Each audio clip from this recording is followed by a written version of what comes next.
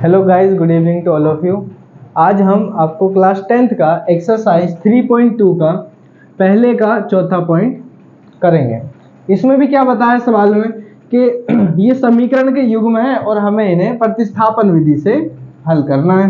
तो लिखते हैं सबसे पहले कौन सी विधि से? प्रतिस्थापन विधि से। प्रतिस्थापन विधि से समीकरण को हल करने की क्लास 10th में 3 विधियां हैं: प्रतिस्थापन विधि, विलोपन विधि, वज्र गुणन विधि। वज्र गुणन विधि जो है आपकी डिलीट हो चुकी है, 2 ही है। प्रतिस्थापन अभी सीखते हैं, आगे विलोपन भी सीखेंगे। क्या करेंगे हम? देखो, इसमें जो दोनों समीकरण के युग्म है ये पॉइंट में है, तो हमें क्या करना पड़ेगा, पहले इसको पॉइंट हटाना पड़ेगा ताकि ये अच्छे से सॉल्व हो जाए, हल करने में आसानी हो। ठीक है, इजी पड़ेगा फिर। तो समीकरण एक ले लेते हैं पहले। 0.2x प्लस में 0.3y बराबर में 1.3। पॉइंट हटाऊंगा मैं, पॉइंट हटेगा नीचे बटे में 1 लगेगा। पॉइंट हटा के 1 लगता है, पॉइंट के बाद एक अंक है, अंक की बात कर रहा हूं, चर नहीं, चर मत देख लेना। 1 0 बटे लगाओ, पॉइंट हटेगा नीचे 1, पॉइंट के बाद एक अंक है तो 1 0। पॉइंट हटेगा नीचे 1, पॉइंट के बाद एक अंक है 1 0। अब देखना, ये सिर्फ 2 बचा, इधर की 0 नहीं मानते। 2x बटे में 10 प्लस में ये बचा सिर्फ 3, 3y बटे में 10 और बराबर में ये बच गया 13 बटे में 10। अब देखो मुझे क्या करना है, ये नीचे का 10 खत्म करना है। 10 खत्म करने के लिए मैं क्या करूंगा, 10 को कॉमन लूंगा और काट दूंगा। जैसे इसमें से 1 बटे में 10 कॉमन ले लूंगा मैं।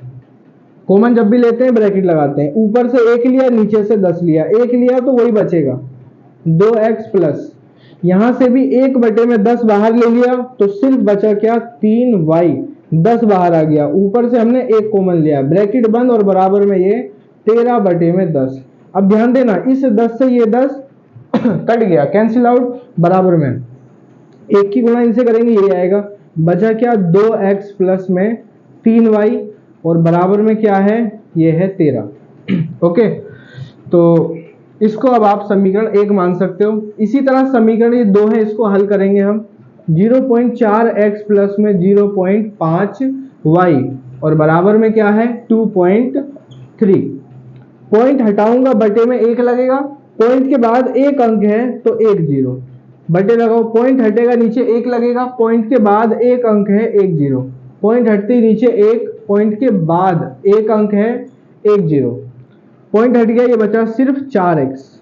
4x बटे में 10 प्लस में पॉइंट हट गया, सिर्फ बचा 5y, इधर की 0 नहीं मानते हम। 5y बटे में 10 और बराबर में ये बच गया 23 बटे में 10। पॉइंट हमने हटा दिया है। अब 10 कॉमन ले लूंगा, 1 बटे में 10 कॉमन ले लिया, ब्रैकेट लगाएंगे, 1 बटे 10 बाहर आ गया तो बचा क्या, सिर्फ 4x।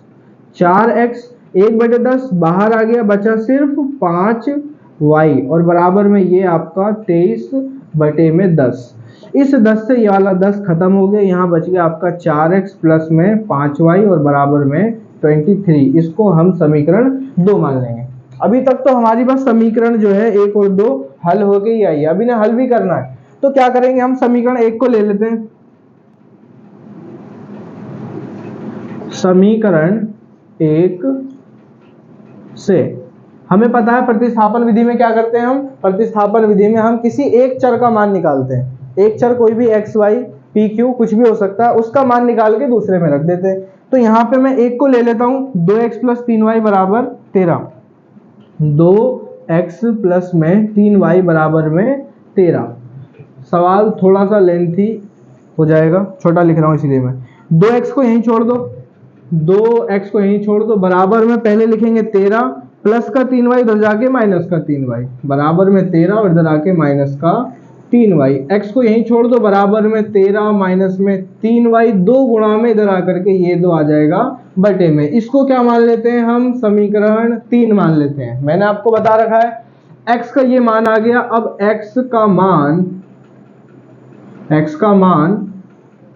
समीकरण किस में रख देंगे, हमने 1 को लिया है तो रख देंगे 2 में, 2 ये रही समीकरण 2 में। तो समीकरण 2 पहले लिख लो एक बार, 4x plus 5y, 4x plus का 5y बराबर में क्या है, बराबर में है 23।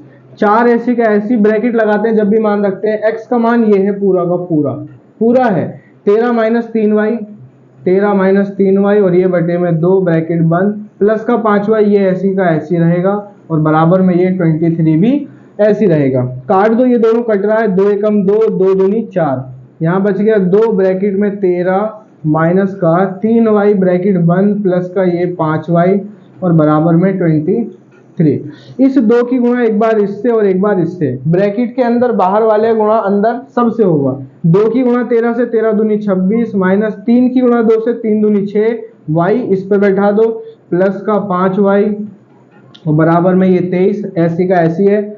अब क्या करेंगे, 26 ऐसी रखो माइनस का 6y प्लस का 5y। माइनस प्लस क्या होता है माइनस, अलग अलग निशान घटते हैं एक जैसे जुड़ते हैं। 6y में से 5y घटेगा तो माइनस का चिन्ह हमेशा जो बड़ा अंक होता है वो आता है। बड़ा माइनस का 6 माइनस का 6 में से 5 घटाया 1y बराबर में ये 23 माइनस का y यहीं छोड़ दो बराबर में पहले लिखो 23 प्लस का 26 है इधर से इधर आकर के हो जाएगा माइनस का 26 माइनस y बराबर 23 में 26 घटाओगे, छोटे में से जब भी बड़ा घटाते हैं माइनस में आता है। माइनस का 26 में से 23 घटाया 3, इस माइनस से माइनस खत्म, y बराबर कितना आ गया 3 आ गया। मैंने बताया था जो भी मान आता है चर का सबसे पहले उसका मान किस में रखोगे, समीकरण 3 में, जल्दी हल होगा।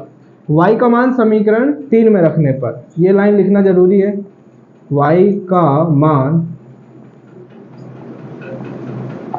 समीकरण 3 में रखने पर। समीकरण 3 लिख लो पहले, क्या है x बराबर में 13 माइनस में 3y और ये बटे में 2। x बराबर 13 ऐसी का ऐसी रखो माइनस का 3 ब्रैकेट y की जगह पे 3 रख दो ब्रैकेट बंद और बटे में ये 2। इधर कर लेते हैं, थोड़ा सा बचा है, 13 ऐसी का ऐसी रखोगे। अब ध्यान रखना घटा मत देना, पहले 13 में से 3 मत घटा देना, मैथ का नियम है पहले इनकी गुणा करोगे, गुणा भाग फिर जोड़ फिर घटा।